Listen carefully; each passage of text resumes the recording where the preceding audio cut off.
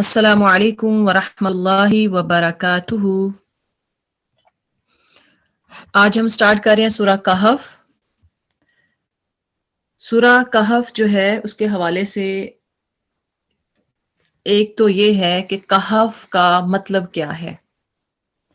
کہف کا مطلب ہے غار یا دا کیو، غار کے معنی ہے، اور اس میں بہت زیادہ اس کا جو زمانہ نزول ہے، یعنی یہ کس وقت نازل ہوئی، ریویلنگ ٹائم، تو اس کا زمانہ نزول یہاں سے یعنی یہ جو سورہ ہے یہ مکی ہے، جو مکی زندگی کے تیسرے دور میں نازل ہوئی، مکی زندگی کے تیسرے دور میں نازل ہوئی۔ اصل میں مکی زندگی کے 4 دور تھے، تو تیسرا دور ہے جس میں یہ نازل ہوئی، یعنی یہ کہا جاتا ہے کہ تقریباً یہ 5 نبوی سے سٹارٹ ہو کر 10 نبوی تک چلتا ہے۔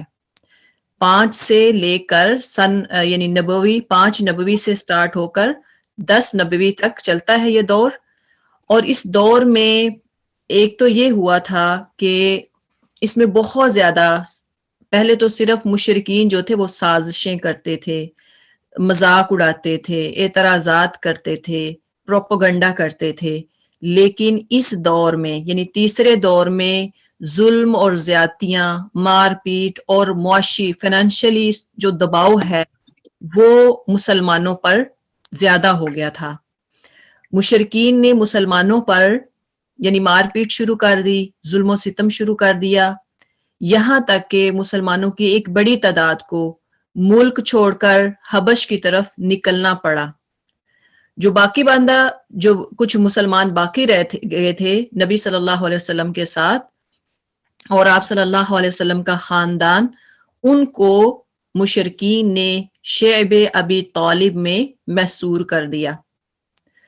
اور اسی دور میں یعنی 10 نبوی کو ابو طالب اور ام المومنین حضرت خدیجہ رضی اللہ تعالی عنہا وفات پائیں۔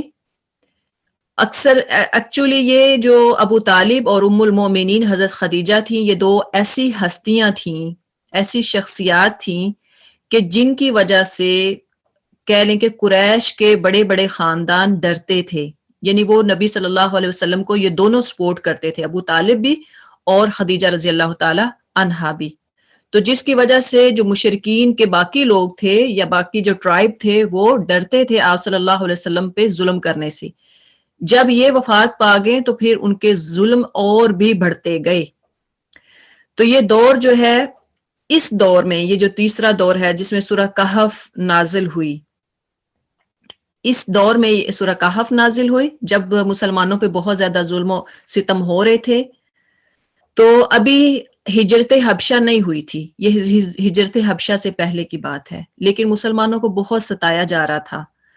اس وقت یہ سورہ نازل ہوئی اور ان کو اصحاب کہف کا قصہ سنایا گیا مسلمانوں کو، اور ان کو یہ قصہ سنانے کی وجہ یہ تھی کہ ان کی ہمت باندھنا اور انہیں معلوم کرانا کہ اہل ایمان اپنا ایمان بچانے کے لیے اس سے پہلے کیا کچھ کر چکے ہیں۔ یعنی یہ مسلمانوں کے ساتھ تو ظلم زیادتیاں ہوئی، لیکن ان کو یہ باور کرانا، یہ ان کو یہ بتانا تھا کہ آپ سے پہلے بھی ایمان والوں پر کتنی زیادتیاں ہوئی، صرف آپ پہ زیادتی نہیں ہو رہی، آپ سے پہلے بھی لوگوں پر، مسلمانوں پر یا ایمان والوں پر بہت زیادہ زیادتیاں ہوئیں، ان کو مارا گیا، ان کے جسم سے کھال الگ کی گئی، ان کو بہت زیادہ تکلیف دی گئی۔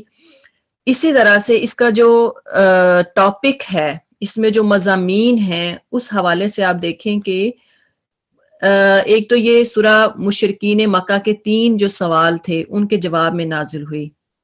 انہوں نے 3 کوسچن یہ کیے تھے کہ نبی صلی اللہ علیہ وسلم کا امتحان لیا جائے کہ آیا یہ واقعہ ہی نبی ہے یا پھر خود سے بنا کے لے کے اپنے قصے خود سے بناتا ہے۔ اگر تو یہ واقعہ ہی نبی ہوا تو پھر غیبی علم اسے آ جائے گا، اگر یہ نبی نہ ہوا تو پھر اس سے پتہ چل جائے گا کہ یہ سچا نبی ہے یا جھوٹا۔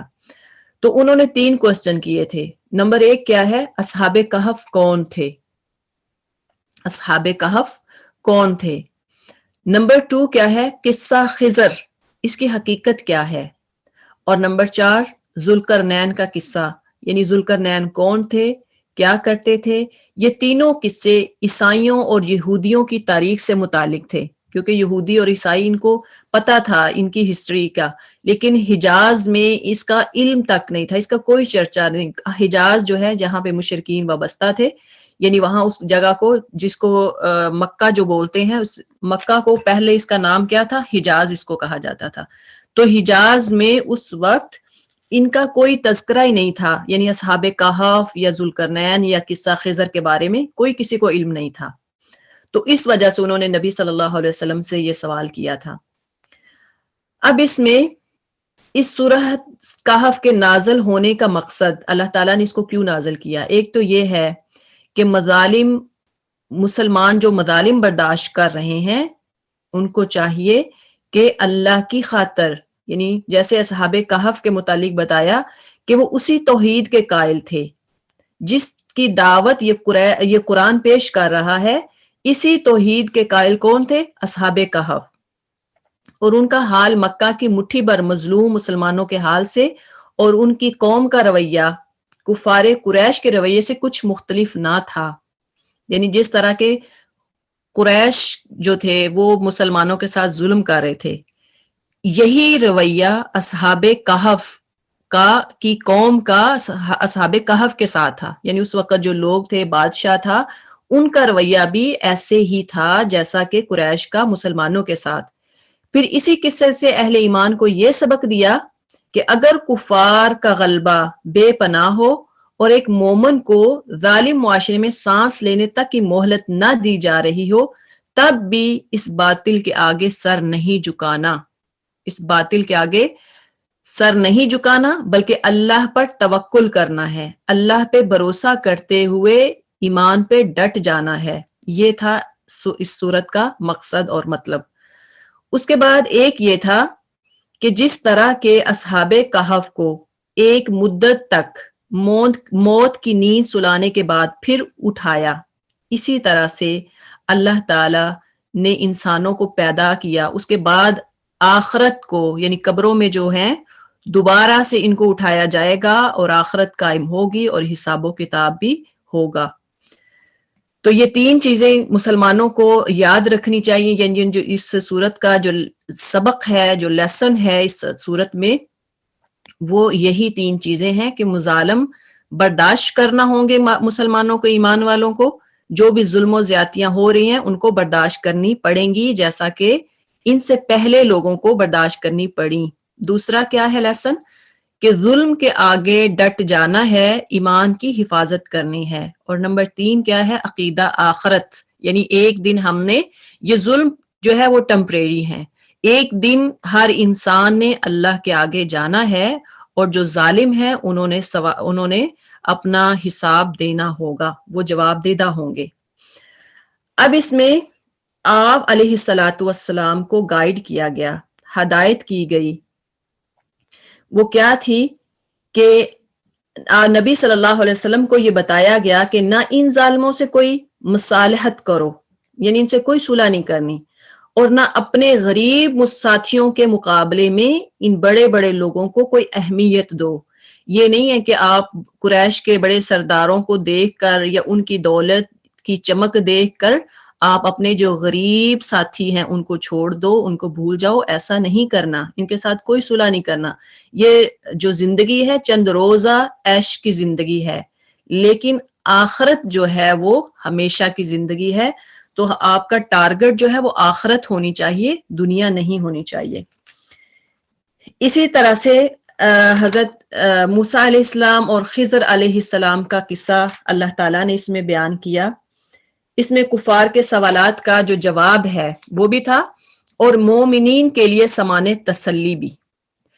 اصل میں جو اس قصے میں جو سبق دیا گیا ہے وہ یہ ہے کہ اللہ کی مشیت، یعنی اللہ کا جو ارادہ ہے وہ اللہ کو معلوم ہے، انسان کو معلوم نہیں ہوتا. ہو سکتا ہے کہ جس وقت انسان پہ مشکلات آ رہی ہوں اس کو لگتا ہے کہ مجھے ہی اللہ تعالیٰ نے کیوں چوز کیا ہے ان مشکلات کے لیے، لیکن پس پردہ اس کے بیہائنڈ وی ڈونٹ نو کہ اللہ نے ہمارے لیے کیا سکسیس رکھی ہے، کیا کامیابی ہے، اس کے بیہائنڈ ہمیں نہیں پتا کہ اللہ نے ہمارے لیے کتنی اچھی چیزیں رکھی ہیں.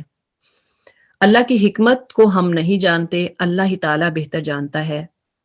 اور تیسرا جو ہے اس میں کوشچن اور اس کا سبق کیا ہے، یعنی ذوالقرنین کا قصہ، اس میں ایک بہت بڑا سبق ہے بادشاہوں کے لیے، P M, C M, D P O, D C O, army chief, کوئی بھی چودھری ہے، کوئی بھی بڑا عہدے پہ ہے، ان سب کے لیے اس قصے میں سبق ہے. وہ کیا ہے کہ تم اپنی ذرا ذرا سی سرداریوں پر پھول رہے ہو. کسی کو تھوڑی سی سرداری ملتی ہے نا تو وہ کہتا ہے میں تو پتہ نہیں کیا بن گیا ہوں.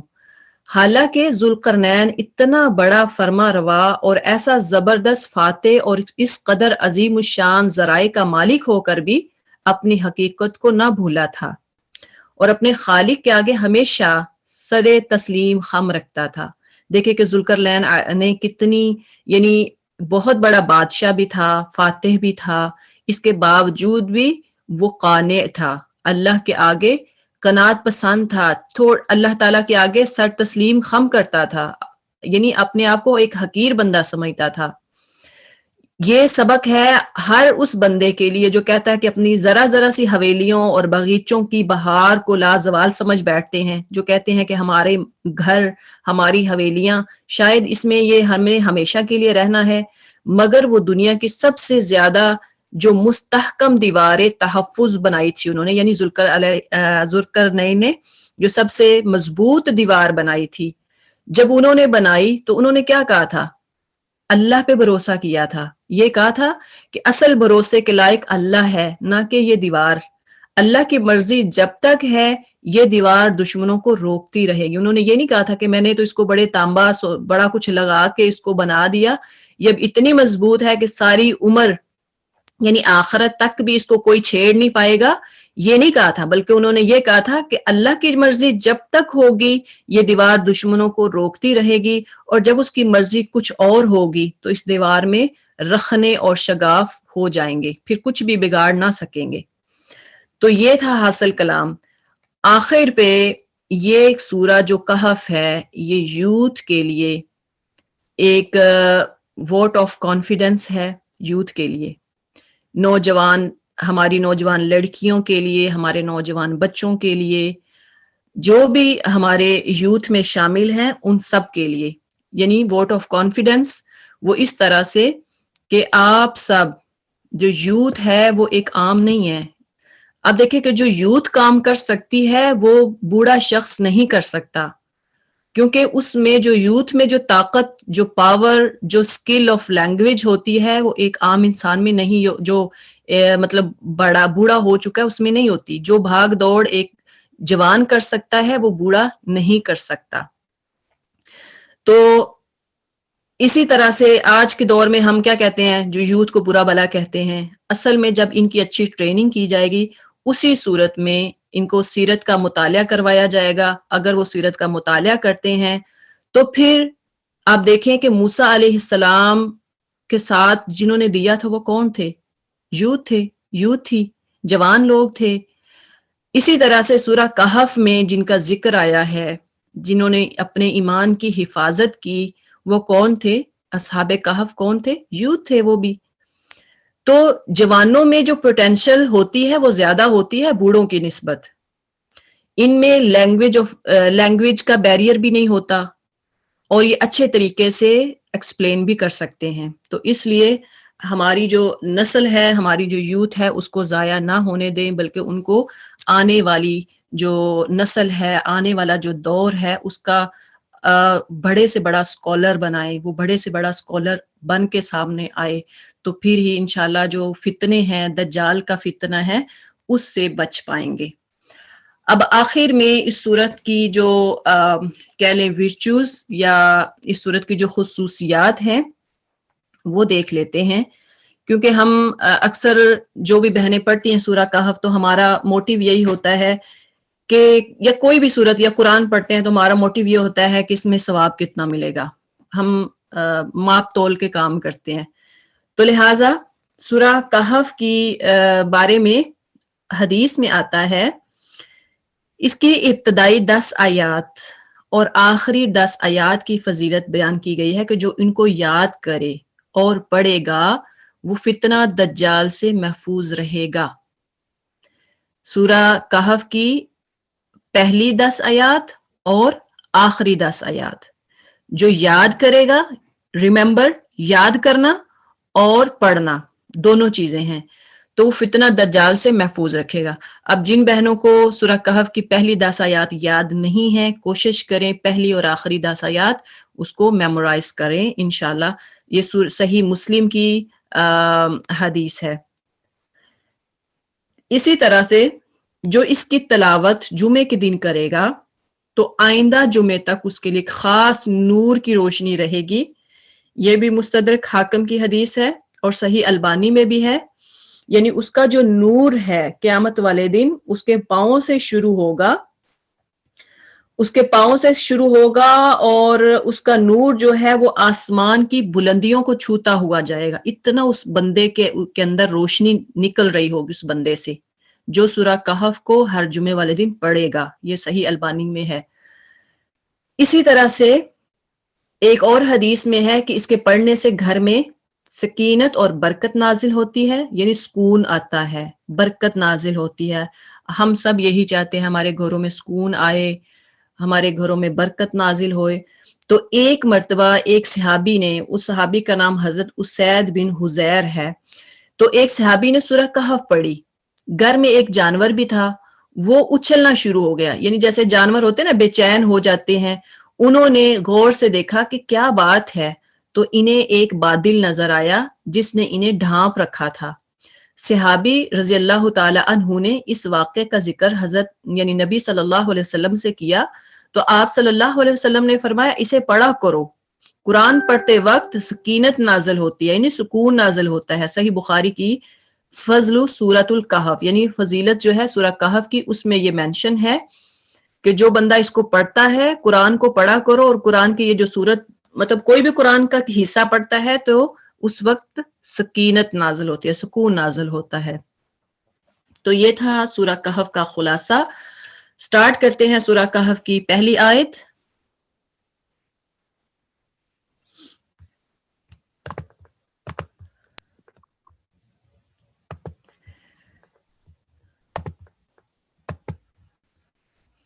بسم اللہ الرحمن الرحیم۔ الحمد للہ الذی انزل علی عبدہ الکتاب ولم یجعل لہ عوجا۔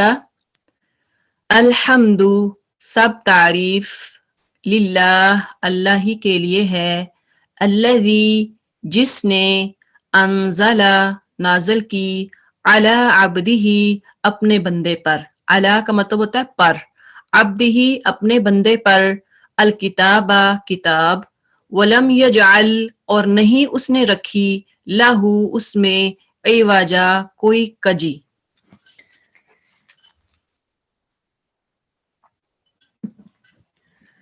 الحمدللہ الذی تعریف اللہ ہی کے لیے ہے جس نے اپنے بندے پر یہ کتاب نازل کی اور اس میں کوئی ٹیڑھ نہ رکھی۔ ٹیڑھ کیا ہوتی ہے؟ کراکڈنس۔ اب دیکھیں کہ اس آیت میں اللہ تعالیٰ فرما رہے ہیں کہ تمام تعریف، یہ آیت کس سے سٹارٹ ہو رہی ہے؟ حمد سے، جیسے سورہ فاتحہ الحمد سے سٹارٹ ہوتی ہے، اسی طرح سے یہ سورہ کہف بھی الحمد سے سٹارٹ ہو رہی ہے کہ سب تعریف کس کے لیے ہے؟ اللہ رب العزت کے لیے ہے، وہ اللہ جس نے انزل علی عبدہ الکتاب، جس نے اپنے بندے پر کتاب نازل کی، اور بندے سے مراد کون ہے؟ نبی صلی اللہ علیہ وسلم ہے، اور فرمایا کہ یہ کتاب، اس میں کوئی ٹیڑھ نہیں ہے، کوئی کروکڈنس نہیں ہے، یہ کتاب جو ہے وہ سیدھی اور سچی ہے۔ یعنی دیکھیں کہ اس میں کوئی اینچ بیچ کی بات نہیں ہے، کہ ایسی بات نہیں ہے کہ جو ہماری نہ تو لاجک میں آئے نہ ہمارے دماغ میں سمجھ آئے کہ یہ ہے کیا، ہو کیا رہی ہے۔ سم پوائنٹس ایسی ہوتی ہے نا کہ ہمیں سمجھ ہی نہیں آتی، اچھی لگتی ہیں لیکن سمجھ نہیں آتی کہ اس میں ہے کیا۔ لیکن یہ ایسا قرآن ایسا نہیں ہے کہ جس میں سمجھ نہ آئے بندے کو کہ اس میں کیا پڑھا جا رہا ہے، نہ کوئی بات حق و صداقت کے خط مستقیم سے ہٹی ہوئی ہے، جسے ماننے سے کسی یعنی کوئی بھی انسان جسے ماننے سے انکار کرے، یہ ایسی کتاب نہیں ہے، بلکہ اس کا ہر ورڈ، ہر لفظ اس کا صحیح، سچا اور صاف ہے۔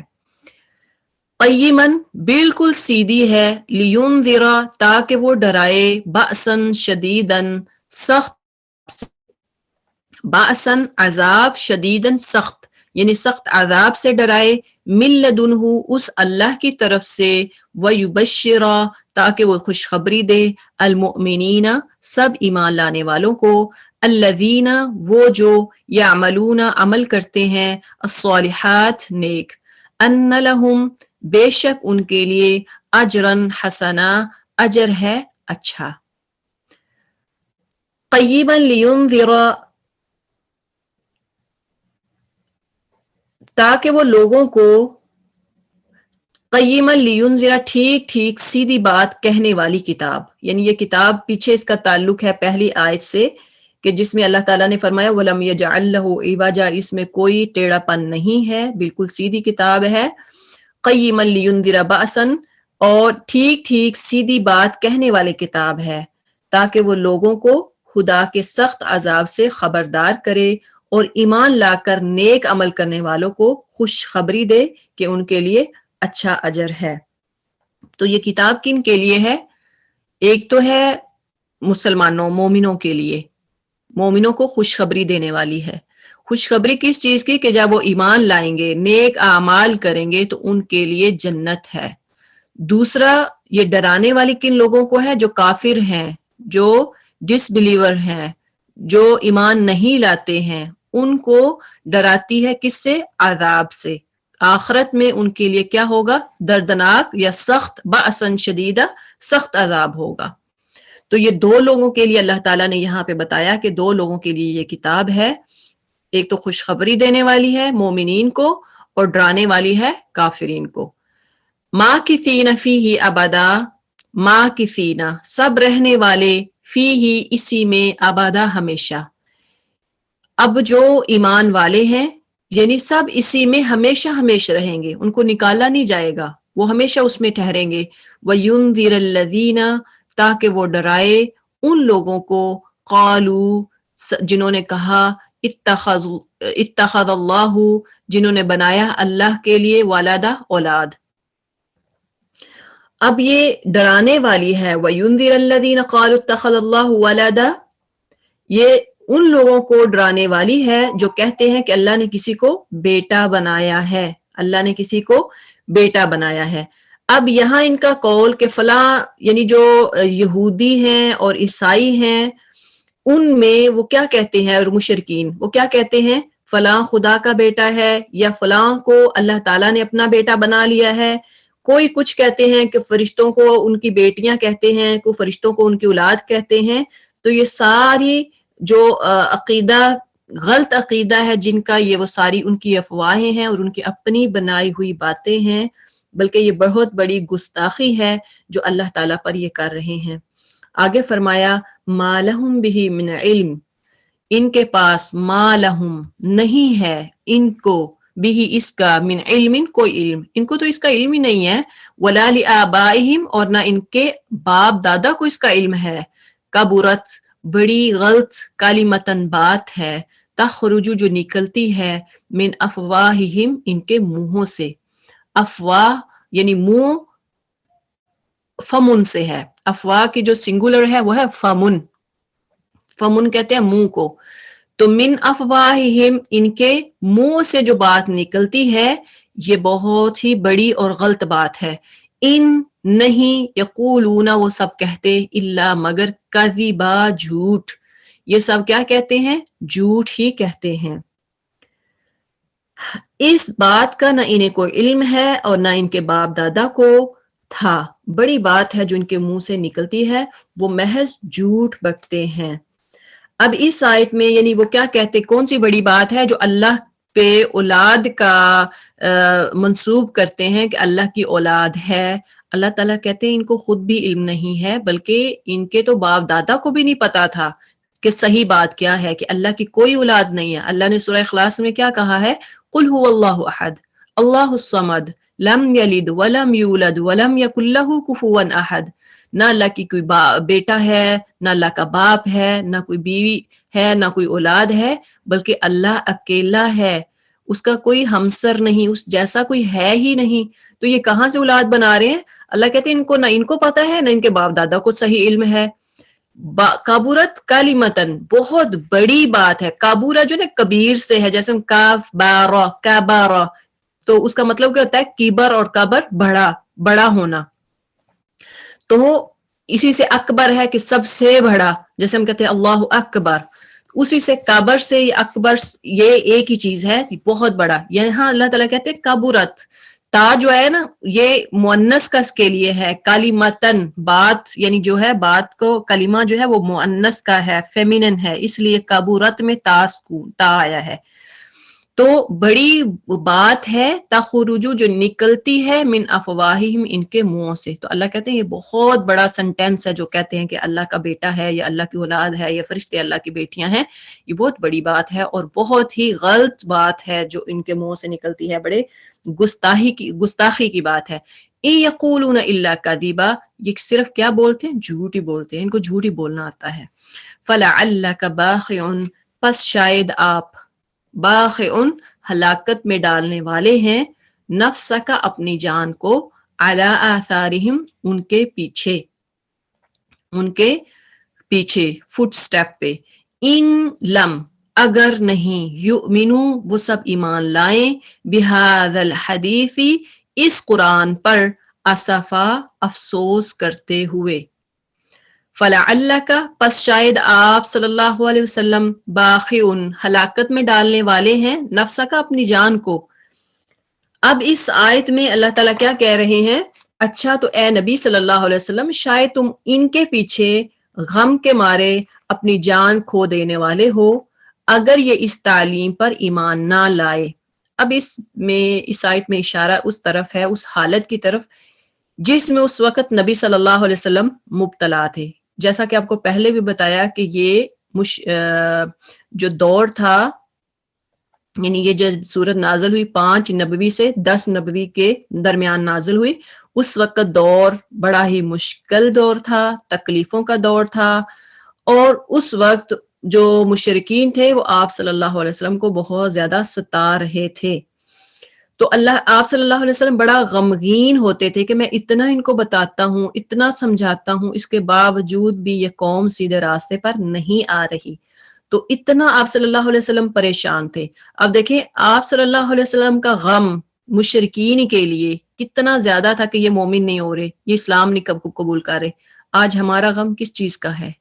آج ہم غم کرتے ہیں تو کس چیز پہ افسردہ ہوتے ہیں؟ ہم پریشان ہوتے ہیں تو ہماری پریشانیاں کیا ہوتی ہیں؟ مال کمانا، کہاں سے مال آئے گا؟ ہماری پریشانیاں گھر بنانا، ہماری پریشانیاں بیٹی کے لیے جہیز تیار کرنا، ہماری پریشانیاں بیٹوں کی شادیاں کرنا، اس کے لیے بارات پہ کیا کیا لوگ، کن کن لوگوں کو بلانا، کتنی فضولیات کرنا، کس کس کو بلانا، یہ ہماری پریشانیاں ہیں. ہماری پریشانیاں زیورات ہیں، ہماری پریشانیاں کپڑے ہیں. آپ صلی اللہ علیہ وسلم کس بات سے پریشان ہو رہے ہیں، کس بات سے غم زدہ ہیں؟ کہ مشرکین ایمان نہیں لے کے آ رہے. تو دیکھیں کہ ہمارا سوچنے کا معیار اور آپ صلی اللہ علیہ وسلم کا کہ کس لیے پریشان ہو رہے. اس پر اللہ تعالیٰ نے یہ آیت نازل کر دی کہ اپنی اس کیفیت کو نبی صلی اللہ علیہ وسلم نے خود بھی بیان کیا ہے.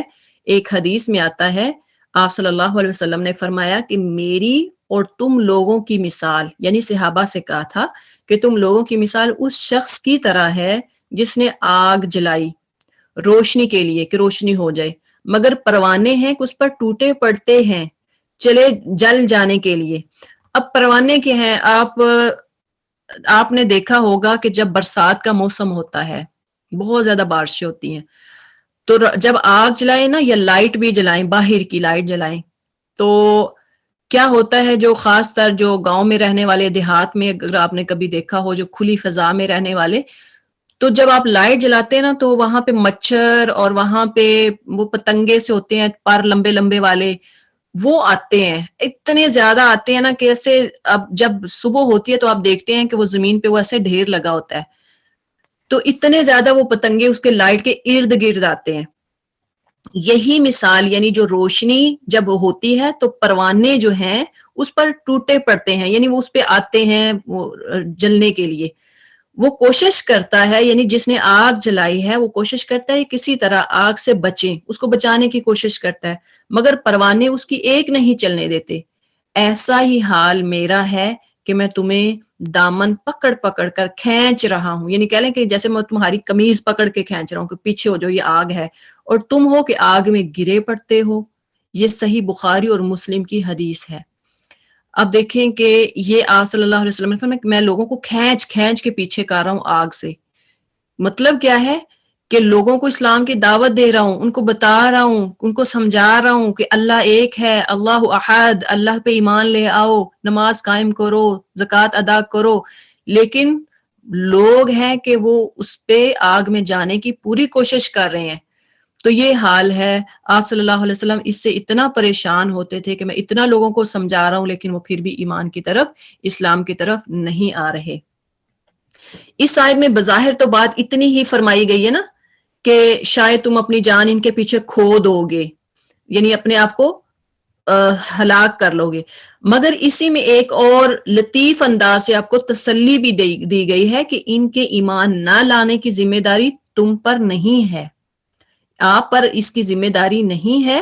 اس لیے آپ کیوں اپنے آپ کو رنج و غم میں ختم کر رہے ہو؟ تمہارا کام صرف کیا ہے؟ بشارت دینا اور ڈرانا ہے. لوگوں کو مومن بنا دینا تمہارا کام نہیں ہے. بس اتنا اپنا فرض ادا کرو، ان کو تبلیغ کرتے رہو، ان کو بتاتے رہو، ان کو جو ایمان لاتے ہیں خوشخبری دو، جو نہیں مانتے ان کو ان کے انجام سے ڈراتے رہو. یہ آپ کا کام ہے. باقی اگر کوئی ایمان نہیں لاتا تو ٹھیک ہے، وہ ان کا کام ہے، لیکن اپنے آپ کو آپ نے ہلاک نہیں کرنا. یہاں سے آپ صلی اللہ علیہ وسلم کو تسلی بھی دی جا رہی ہے کہ آپ کا کام کیا ہے؟ بلغوا عنی ولو آیہ، ایک بھی آیت ملتی ہے آپ آگے پہنچا دو. اب امت مسلمہ کا کام، ہمارا کام کیا ہے کہ لوگوں کو بتانا، تبلیغ کرنا، بلغوا عنی ولو آیہ پہ عمل کرنا. کہ تمہیں ایک بھی آیت ملتی ہے، you have to spread it, you have to share it. آپ اس کو لوگوں کو بتائیں، اس کے ساتھ ان کے ساتھ شیئر کریں، ان کو سمجھائیں کہ ایمان کی طرف آ جائیں. اگر کوئی نہیں آتا تو گالی گلوچ نہیں دیں، ان سے بدتمیزی نہیں کریں، یا آپ اپنے آپ کو اتنا پاک ثابت نہیں کریں کہ باقی ساری دنیا گندی اور میں اچھا ہو گیا ہوں. ایسا بھی نہیں ہے. تو یہاں پہ تسلی بھی ہے. اس کے بعد فرمایا ہے اِنَّا جَعَلْنَا مَا عَلَى الْأَرْضِ زِينَةً لَهَا، اِنَّا بے شک، جعلنا ہم نے بنایا ہے، ما علی جو ہے زمین پر، زینہ زینت، یعنی جو کچھ بھی زمین میں ہے، زمین پر ہے. اب زمین کے اوپر کیا کیا چیزیں ہیں؟ لہا اس کے لیے، لنبلوکہم تاکہ ہم آزمائیں انہیں، ایہم کون ہے ان میں، احسن زیادہ اچھا، عملا عمل کے لحاظ سے. اب اللہ تعالیٰ کہتے ہیں کہ انا جعلنا ہم نے بنایا ہے جو کچھ بھی زمین کے اوپر ہے زینت کے طور پر، آرائش ہے، خوبصورتی کے لیے ہے، لنبلوہم ایہم احسن عملا، اس لیے تاکہ امتحان کرے اللہ تعالیٰ، تاکہ ٹیسٹ کرے اللہ تعالیٰ کہ کون ہے جو اچھے اعمال کرتا ہے. اب اس میں یہ بھی ہمارے لیے بہت بڑا سبق ہے کہ دنیا کی زندگی صرف چند دن کی زندگی ہے. اس کو ہمیشہ کی زندگی نہیں سمجھ لینا کہ یہی ہمارا گھر آخری گھر ہے، یہی ہم نے ہمیشہ رہنا ہے، بلکہ آپ ایک مسافر ہیں. مسافر کی طرح رہیں، اپنا بیگ سامان تیار رکھیں. کسی بھی وقت آپ کی ٹرین، آپ کا جہاز نکل جائے گا اور آپ یہ نہ ہو کہ ہاتھ ملتے کے ملتے رہ جائیں، آپ اپنی فلائٹ مس کر دیں، آپ اپنی ٹرین مس کر دیں. ایسا نہ کریں، بلکہ آپ تیار رکھیں اپنا سامان جانے کے لیے. تو یہ آپ کا سامان، یہ ہمارا سامان جو ہے آخرت کا، وہ کیا ہے، اس کی تیاری کیا ہے؟ نماز پڑھنا، ٹائم پہ پڑھنا، زکوٰۃ دینا، باقی جو اچھے اعمال ہیں، ہمسایوں کے ساتھ، ماں باپ کے ساتھ، بہن بھائیوں کے ساتھ، ساری چیزیں، مطلب جو کچھ بھی اچھے کاموں میں، اچھے اعمال میں، امر بالمعروف میں آتا ہے وہ کریں. نہیں عن المنکر سے منع ہوں، نہیں عن المنکر نہ کریں، بلکہ خود بھی نہ کریں، دوسروں کو بھی منع کرتے رہیں. یہ ہے آخرت کا سامان. تو دنیا کی زندگی اللہ تعالیٰ نے کیوں بنائی ہے؟ یہ صرف ٹیسٹ ہے، اللہ آزمانا چاہتا ہے کہ آپ ان لوگ کیسے اعمال کرتے ہیں۔ اب دیکھیں کہ اکثر لوگ کہتے ہیں کہ کیوں اللہ تعالیٰ کو ضرورت کیا تھی، اللہ تعالیٰ ویسے ہی بتا دیتا یہ جنت میں جائے گا، یہ جہنم میں جائے گا۔ تو اس کی مثال ایسے سمجھیں جیسے کہ آپ ایک اسٹوڈنٹ ہیں، آپ کالج یونیورسٹی میں جا رہے ہیں، آپ ٹیچر ایگزام لیے بغیر آپ سب کو گریڈ اے دے دے تو آپ کیا کہیں گے؟ آپ کہیں گے کہ یہ کیا انصاف ہی نہیں ہے، ایک بندہ جو ایک بچہ ایک اسٹوڈنٹ جو ہے میرا کلاس فیلو، یہ تو پڑھتا ہی نہیں ہے، اس کو تو کلاس میں کچھ آتا ہی نہیں ہے، اس اتنی چھٹیاں کی ہیں، اس کو بھی میرے ساتھ میں نے تو مطلب میری اٹینڈنس تو 100% ہے، اور میں مطلب ہر ایک میں نے سبمٹ کروایا، ہر جو بھی مجھے کام ملتا رہا میں کرتا رہا، میرے تو اچھے نمبر آتے رہے، اس کو کیسے؟ تو ہم پھر اس کو کیا کہیں گے کہ یہ انفیئر ہے، یہ ہمارے ساتھ فیئر نہیں ہوا، انصاف نہیں ہوا۔ تو اسی طرح اگر اللہ ہمیں بھی ایک ہی پلڑے میں، ایک ہی ترازو میں سب کو رکھ کے تول دے، جو نیک اعمال کرنے والے ان کو بھی، جو برے اعمال کرنے والے ان کو بھی ایک ہی پلڑے میں رکھ دیں، تو قیامت والے دن ہم کہیں گے اللہ یہ کیسا انصاف ہے؟ تو اس لیے اللہ تعالیٰ نے انصاف کرنے کے لیے امتحان لینا ہے، یہ ٹیسٹ کی، یہ زندگی جو ہے نا ٹیسٹ ہے، امتحان ہے ہمارا، کہ آپ ایہم احسن عملا، کہ کون اچھے اعمال کرتا ہے، اللہ یہ دیکھنا چاہ رہا ہے، ایہم احسن عملا، کہ کون اچھے اعمال زیادہ سے زیادہ اچھے کون کرتا ہے۔ تو اس لیے صحابہ کرام جو ہے نا وہ عمل کرنے میں دوڑ لگا دیا کرتے تھے۔ آپ نے حضرت ابو بکر صدیق، حضرت عمر رضی اللہ تعالی عنہم، ان کی کیسی کیسی زندگیوں کا آپ نے دیکھا کہ کس طرح سے وہ مقابلہ کیا کرتے تھے۔ آج ہمارے مقابلے دنیاوی کے لیے ہوتے ہیں کہ کون سا برانڈ آ رہا ہے، کون سا ہم نے برانڈ پہننا ہے، کون سے کپڑے، کون سی جیولری لینی ہے، کون سا فرنیچر لینا ہے۔ تو ان کا جو اعمال میں جو سبقت ہوتی تھی وہ اعمال میں ہوتی تھی، عمل میں ہوتی تھی، کہ کون کتنا بڑھ چڑھ کے حصہ لیتا ہے۔ تو ہمیں بھی اسی طرح سے کلاس میں جیسے ہم اگر کوئی سبق ملتا ہے تو ایک اسٹوڈنٹ بہت اچھا جلدی سے کر کے بہت اچھا سا کر کے دکھاتا ہے تو استاد کو اچھا لگتا ہے، وہ اس کے دل سے واقعی دعائیں نکلتی ہیں کہ یہ کتنا اچھا اسٹوڈنٹ ہے، اتنا اچھا کام بھی کرتا ہے، پڑھتا بھی ہے، گھر کے کام بھی کرتا ہے۔ ایک اسٹوڈنٹ اس کے مقابلے میں جو کچھ بھی نہیں کرتا، محنت ہی نہیں کرتا، سویا ہوا اٹھ کے آ جاتا ہے کلاس کے ٹائم، بالکل آ کے بس کھولا اور پڑھنا شروع کر دیا، تو دیکھیں کہ دونوں میں فرق کیا ہوگا، دونوں میں فرق ہوگا۔ اس کو پڑھنے میں بھی صحیح نہیں ہوگا، اس کا اگر ٹیسٹ لیا جائے وہ بھی اس میں بھی فیل ہو جائے گا۔ تو استاد کو پھر کون سا ٹیچر کو کون سا اسٹوڈنٹ اچھا لگے گا؟ جو ریگولر پڑھنے والا ہوگا، جو محنت کرنے والا ہوگا۔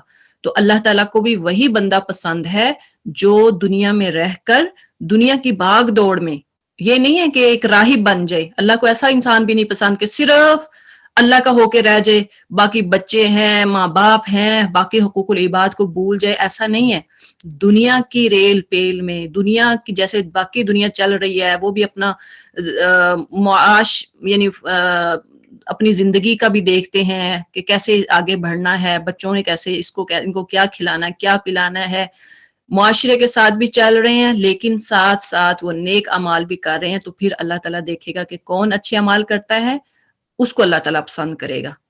اگلی آیت میں فرمایا وَإِنَّا لَجَاعِلُونَ مَا عَلَيْهَا صَعِيدًا جُرُزًا، وَإِنَّا اور بے شک ہم نے، لَجَاعِلُونَ ضرور سا بنانے والے ہیں، مَا عَلَيْهَا جو کچھ اس پر ہے، یعنی زمین پر، صَعِيدًا جُرُزًا میدان چٹیل۔ تو کیا مطلب ہے؟ اللہ تعالیٰ فرماتے ہیں کہ جو کچھ بھی آخر کار اس سب کو ہم ایک چٹیل میدان بنا دینے والے ہیں، یعنی زمین کو۔ تو قیامت والے دن اللہ تعالیٰ کہتے ہیں کہ جو انسان دنیا کو سمجھتا ہے کہ یہ ہمیشہ کی دنیا ہے، فور ایور یہاں پہ رہنا ہے، ایسا نہیں ہے۔ ایک دن ایسا آئے گا قیامت کے نزدیک کہ ہم قیامت کے نزدیک اس کو صعیداً جرزا، چٹیل میدان بنا دیں گے۔ تو اس پر کوئی درخت، کوئی کچھ نہیں ہوگا، ایسے بالکل صاف اور جگہ ہو جائے گی، چٹیل میدان جیسے ہوتا ہے، کوئی درخت نہیں ہے، کوئی گھر نہیں ہے، کوئی کچھ نہیں ہے، سب ختم ہو جائے گا۔ اور ہر انسان نے پھر کس کی طرف جانا ہوگا؟ اللہ کی طرف پلٹنا ہوگا۔ اللہ تعالیٰ سے دعا ہے اللہ تعالیٰ ہم سب کو عمل کرنے کی توفیق عطا فرمائے، اس کو سمجھنے کی توفیق عطا فرمائے۔ آج الحمدللہ جیسے رونق ہے کلاس میں، اسی طرح سے اللہ تعالیٰ باقی بہنوں کو بھی جو آج جو فرسٹ ٹائم آئی ہیں، اللہ تعالیٰ توفیق دے کہ وہ باقی بھی پوری سورہ کہف کو مکمل سننے کی توفیق دے، اس کو مکمل طور پہ سمجھنے کی توفیق عطا فرمائے۔ دیکھیں ہم ہر بندہ کوشش کرتا ہے کہ سورہ کہف جو ہے نا وہ جمعے والے دن پڑھی جائے، بہت زیادہ ہم میسیجز بھی ڈالتے ہیں کہ تیاری کریں جمعے کی، بہت زیادہ پوسٹ آتی ہیں کہ جمعہ مبارک یہ وہ، لیکن اگر ہم سورہ کہف پڑھ رہے ہیں اس کا ہمیں میننگ نہیں پتا، اس کی تفسیر نہیں پتا، اللہ ہم سے کیا بات کر رہا ہے، تو اس پڑھنے کا اتنا مزہ نہیں آتا جو کہ آپ کو سمجھ کے پڑھنے کی۔ جب آپ انشاءاللہ پوری سورہ پڑھیں گے، ابھی دیکھیں کہ جنہوں نے یہ صرف یہ 8 آیات انڈرسٹینڈنگ کے ساتھ پڑھی ہیں، انشاءاللہ جب وہ ان آیات کو پڑھیں گے، اس باقی صورت کو پڑھیں گے تو ان کو ڈفرنس پتا چلے گا کہ ان 8 آیات کا مزہ آ رہا ہے یا پوری صورت کا آ رہا ہے۔ جب آپ کو سمجھ کے پڑھیں گے اس کو اور میننگ کے ساتھ پڑھیں گے تو انشاءاللہ تفسیر کے ساتھ پڑھیں گے، تجوید کے ساتھ پڑھیں گے تو انشاءاللہ آپ کا یہ پڑھنا اور عام سیدھی صورت پڑھنا یعنی بغیر تجوید تفسیر کے اس میں بہت زیادہ فرق ہوگا، اس میں آپ کی زندگی بھی بدل سکتی ہے۔ تو کوشش کریں آپ سب ہر فرائیڈے کو 11 o'clock یو کے ٹائم کے مطابق اور پاکستانی ٹائم کے مطابق 4 o'clock انشاءاللہ ہماری کلاس سٹارٹ ہوا کرے گی، تو آپ سب کوشش کریں کہ کلاس پہ ضرور شامل ہوں۔ اور اس کا طریقہ کار بتا دیا تھا میں نے سٹارٹ میں بھی کہ کچھ بہنیں جیسے ہم نے 8 آیات پڑھی تو 8 سسٹر نے ایک آیت پہلے ترجمے کے ساتھ اور انہوں نے خود سے تفسیر کی اس کی سٹڈی کر کے۔ اسی طرح سے وہ جو نیکسٹ جو اگر بہنیں رہ گئی جو سسٹر بچ گئیں وہ پھر اگلی جو 7-8 آیات ہوں گی وہ ایک آیت آپ پہ ڈیوائیڈ کر دی جائے گی تاکہ وہ اگلا لیسن جو ہے وہ باقی سسٹر جو ہے نا اسے تیاری کر کے آئیں اور کلاس کا اچھا بھرپور فائدہ اٹھائیں۔ سبحانک اللہم و بحمدک نشہد ان لا الہ الا انت نستغفرک و نتوب الیک وصلی اللہ علی خیر خلقہ محمد و آلہ و اصحابہ اجمعین۔ اللہم انصر المجاہدین فی الاسلام، اللہم انصر المجاہدین فی کل مکان، اللہم انصر المجاہدین فی غزہ و فلسطین۔ اللہ ہمارے مسلمان جہاں جہاں پہ جہاد کر رہے ہیں، جہاں جہاں پہ اپنے ایمان کو محفوظ کرنے کی کوشش کر رہے ہیں، اللہ تعالیٰ ان کی تو مدد فرما۔ آئیے سورت جب میں پڑھ رہی تھی، مطالعہ کر رہی تھی، مجھے ایسے ہی لگ رہا تھا کہ جس طرح مشرکین مسلمانوں کو تکلیف دیا کرتے تھے، ان پہ ظلم کیا کرتے تھے، تو انہوں نے اپنے ایمان کو کیسے بچایا، صحابہ کہف نے اپنے ایمان کو کیسے بچایا۔ تو آج دیکھیں کہ جو غزہ میں جو کچھ ہو رہا ہے، فلسطین میں جو کچھ ہو رہا ہے، وہ بھی اپنے ایمان کو بچانے کی، اپنی مسجدوں کو، اپنے گھروں کو بچانے کی کوشش کر رہے ہیں کہ ہمیں ایسی جگہ ملے جہاں پہ ہم آزادی کے ساتھ قرآن پڑھیں، اپنی اسلام کی تبلیغ عام کریں، وہ بھی یہی کوشش کر رہے ہیں۔ تو اللہ تعالیٰ ان کی بھی مدد فرما جس طرح صحابہ کہف کی مدد فرمائی، اللہ تعالیٰ ان کا بھی ایمان محفوظ فرما جس طرح کے مسلمانوں کا ایمان محفوظ فرمایا۔ تو ان کو اپنی دعاؤں میں ضرور یاد رکھا کریں۔ وما علینا الا البلاغ وآخر دعوانا ان الحمد للہ رب العالمین۔